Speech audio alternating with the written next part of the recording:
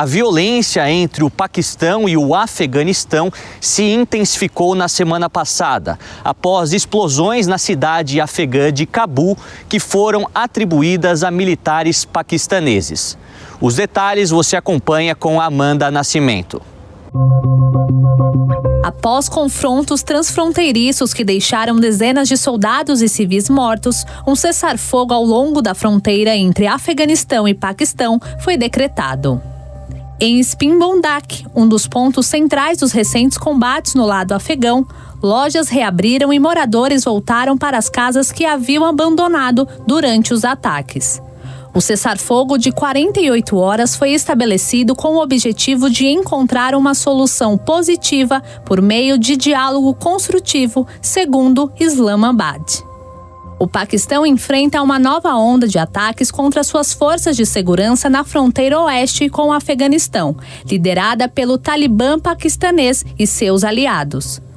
40 civis foram mortos e 170 ficaram feridos, de acordo com o diretor de saúde pública de Spinbondak. A missão de assistência da ONU no Afeganistão havia informado anteriormente pelo menos 18 civis mortos e mais de 350 feridos na violência. Centenas de moradores e autoridades do Talibã participaram do funeral de 7 membros de uma mesma família em Spinbondak.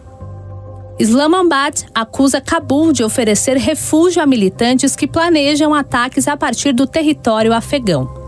Uma acusação que o governo talibã nega. Autoridades paquistanesas na fronteira norte e sul com o Afeganistão afirmam que não houve violência durante a noite e o cessar-fogo continua em vigor.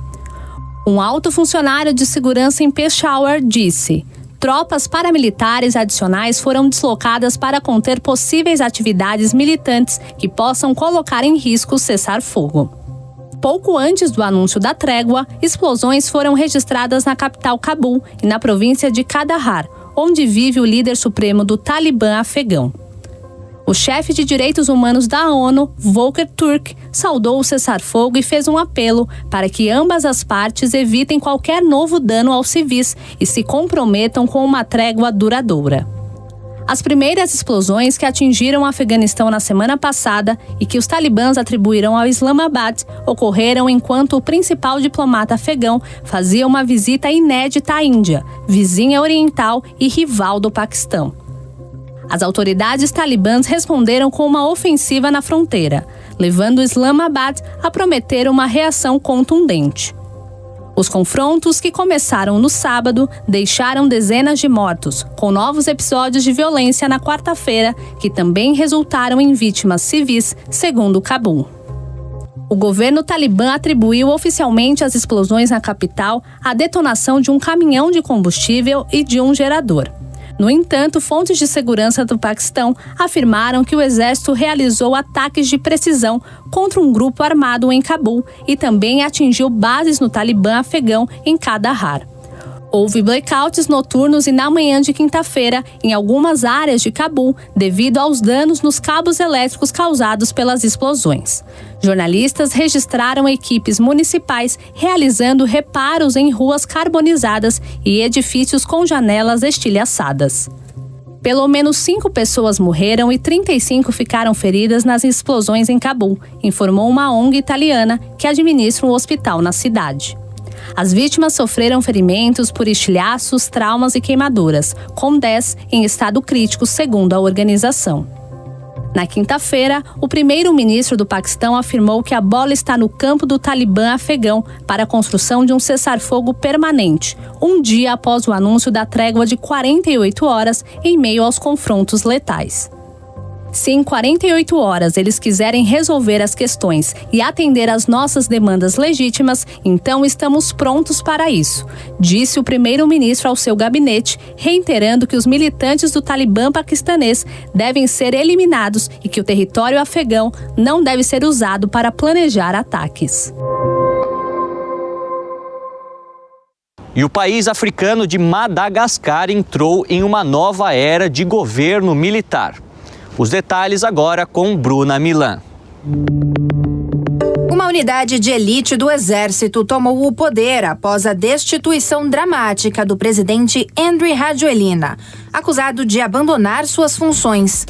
O contingente militar CAPSAT assumiu o comando na terça-feira, minutos depois de o parlamento aprovar por ampla maioria o impeachment do presidente, que tem sua localização desconhecida e teria fugido do país. Rajoelina enfrentava mais de 2 semanas de intensos protestos liderados por jovens, revoltados com os constantes cortes de água e energia, a corrupção e a falta de oportunidades.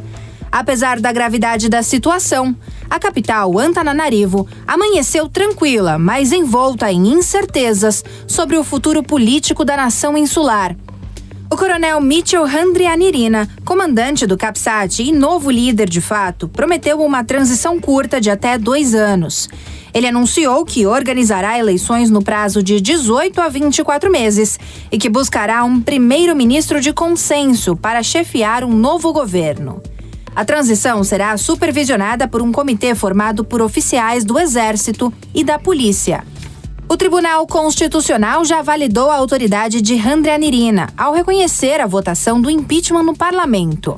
A presidência, por sua vez, denunciou o que classificou como uma clara tentativa de golpe de Estado e insiste em Rajoelina, que continua plenamente no cargo. O paradeiro do ex-presidente permanece desconhecido. Visto pela última vez há 1 semana e diante dos rumores de que teria recebido ajuda da França para deixar o país, divulgou uma mensagem dizendo estar em um lugar seguro. As Nações Unidas pediram calma e expressaram preocupação com qualquer mudança inconstitucional de poder. Já organizações de direitos humanos, como a Human Rights Watch, cobraram que os militares respeitem e protejam os direitos da população de Madagascar. Nas ruas, grande parte da população comemorou a queda do presidente. Milhares se reuniram na popular Praça 13 de Maio, em frente à prefeitura, na capital do país, Antananarivo. Rajoelina havia retornado ao poder em 2023, em uma eleição boicotada pela oposição. Sua trajetória política é marcada por um histórico de rupturas. Ele chegou ao cargo pela primeira vez em 2009, após um golpe apoiado pelo Exército. Um movimento que foi duramente criticado pela comunidade internacional. Agora, ironicamente, vê seu governo ser derrubado de maneira semelhante no momento em que o país enfrenta uma forte pressão social e institucional. Vamos agora para Miami, porque o correspondente internacional Eliseu Caetano traz mais detalhes sobre a guerra comercial entre a China e os Estados Unidos. A disputa comercial entre Estados Unidos e China entrou em nova fase de tensão nesse mês, com Washington ameaçando uma tarifa adicional de 100% sobre as importações chinesas a partir de 1º de novembro e Pequim reagindo no fronte dos insumos estratégicos, em especial as terras raras. No centro do tabuleiro, a pergunta que move mercados e diplomatas é: haverá afinal um encontro entre Trump e Xi Jinping nas próximas semanas? E se houver, ele pode conter a escalada da tensão? Aqui nos Estados Unidos, o efeito imediato da retórica e das medidas anunciadas já se faz sentir. Varejistas reportam preocupação com estoques, custos e margens às vésperas da temporada de compras de fim de ano. Apesar de parte do inventário já estar aqui no país, uma tarifa dessa magnitude pressiona preços e encurta a folga de caixa de redes médias e até as grandes. Analistas alertam que mesmo com a corrida de importações antes do prazo, muita mercadoria ainda pode ser taxada na chegada, erodindo margens ou repassando custos ao consumidor. A turbulência já se refletiu nas ações de marcas expostas à cadeia asiática. Já do lado chinês, a narrativa é de que Washington tem discriminado comercialmente a China e violado regras da OMC, com tarifas unilaterais, listas de sanções e controles de exportação sob o guarda-chuva da segurança nacional. Pequim afirma ainda que divulgará um relatório avaliando a conformidade dos Estados Unidos em 11 áreas do comércio internacional. Parte de um esforço para ganhar terreno político junto a terceiros países no sistema multilateral. O que mudou agora? Bom, 100% de tarifa e risco de ruptura setorial, porque ao anunciar a tarifa extra de 100% para novembro, Trump elevou a aposta no momento em que, nos cálculos da Casa Branca, as medidas anteriores não alteraram o balanço de risco percebido por empresas e consumidores. A nova rodada pretende forçar diversificação e reduzir a dependência de insumos chineses em setores sensíveis, como eletrônicos e componentes industriais. A fala sobre romper alguns laços comerciais funciona como um sinal político. Além de tarifas amplas, setores específicos poderiam ser alvos de restrições adicionais, seja por taxação, seja por controles de importação e exportação.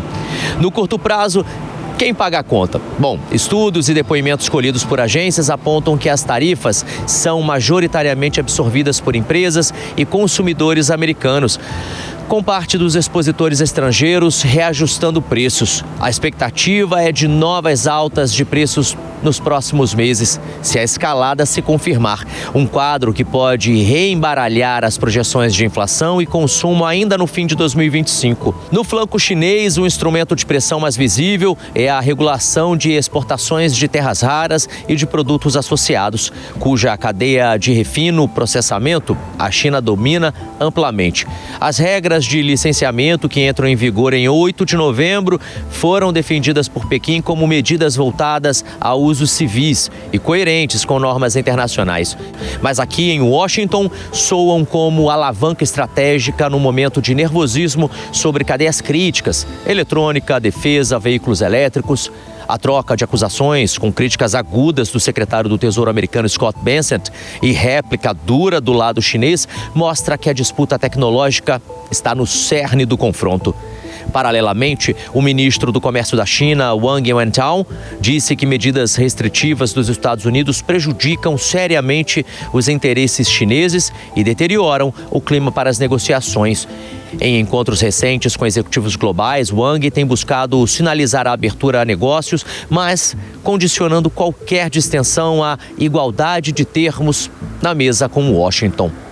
Agora, se vai ou não vai acontecer um encontro entre Trump e Xi Jinping, apesar do tom beligerante, ainda há um canal político para uma conversa de alto nível. O próprio Bessent disse à imprensa que Trump está pronto para se reunir com Xi Jinping na Coreia do Sul em meio a uma agenda regional, possibilidade que permanece em pé mesmo após o anúncio das tarifas de 100%. Em paralelo, Bessent acenou com a ideia de trégua tarifária. Isso caso Pequim adie ou module suas restrições de exportação, sinalizando assim que Washington quer um alívio.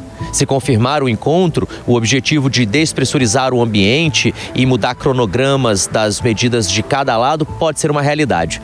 Ao mesmo tempo, Trump tem alternado entre elevar a retórica, prometendo aumento maciço de tarifas, e manter a porta entreaberta ao dizer que não cancelou formalmente a possibilidade de um encontro com Xi Jinping. Esse puxa e empurra confunde os mercados, mas é coerente com uma estratégia de barganha dura, na qual ameaças e acenos convivem para extrair concessões do interlocutor.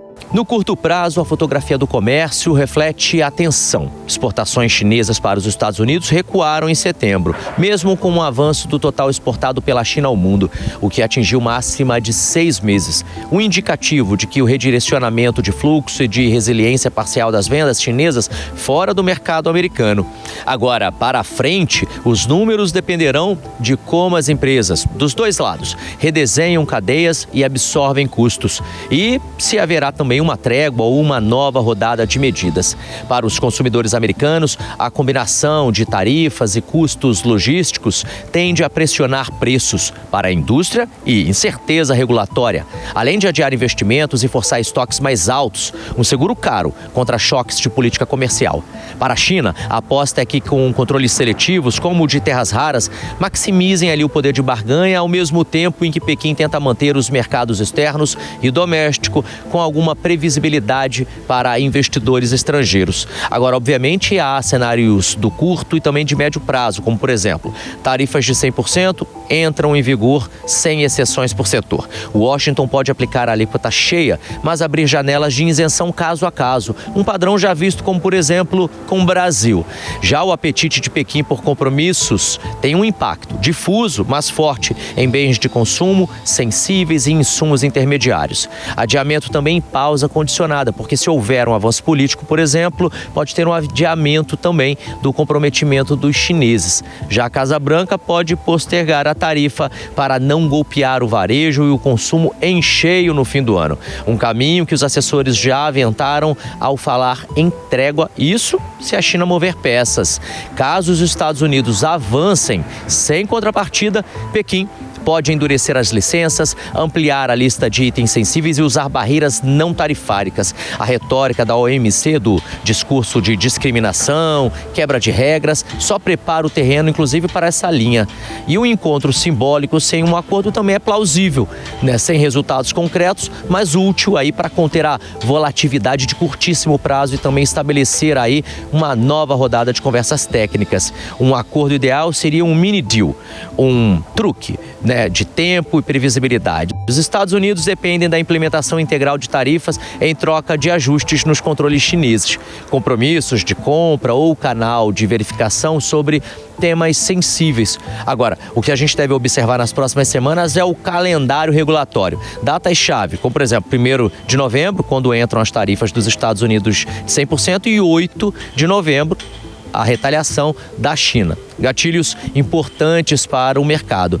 Mas já há também sinais da Casa Branca e do Tesouro de que a pressão máxima e a porta aberta, além de ruídos ou mudanças de tom, vão indicar a probabilidade de uma possível trégua temporária. O termômetro está aí e a gente vai seguir daqui acompanhando tudo, claro, sempre aqui no JP Internacional.